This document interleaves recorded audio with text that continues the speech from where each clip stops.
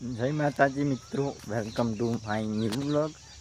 તો આપણો વ્લોગનો દેશ 7મો 8મો વ્લોગ બનાવવા આપણે જયા છીએ ખેતમ. તો આપણે કાંઈ ખેતમ જ વ્લોગ બનાવીએ છીએ.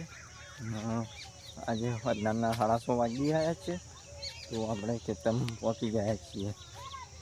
ખેતરમાં મારા મમ્મીને અવનીને બધો આવી ગયેલો છે. તો તમને બને બતાવી દઈએ. ચકલાનો અવાજ આવતો છે, કેવું મસ્ત. રિશ્તા શું કરવા આવ્યા છો? તું બતાવો હેડો તમે. અમની બેન શું કરો?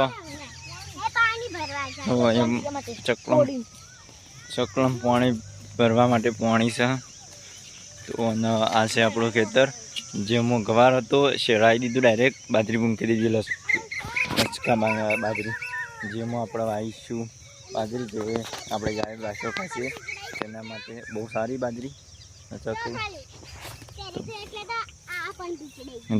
ટ્રેક્ટર શેરવા આવી હતું, તે નુકસાન થઈ ગયું છે.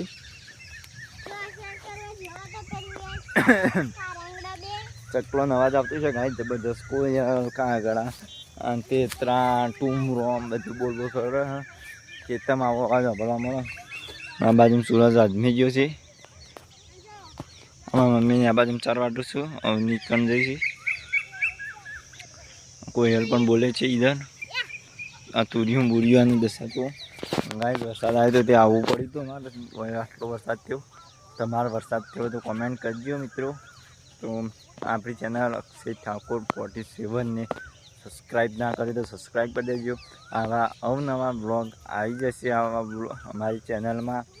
તો આવા બ્લોગ જોવા માટે અમારી ચેનલને સબસ્ક્રાઈબ કરી દો. તો ગાઈઝ ખેડૂત મિત્રો બંને ઘેર જાય છે બેનો. હા, બધું બાઈક પણ કેવું જાય છે શેરી પર. દેખો લાઈટ એકલી દેખાતી છે.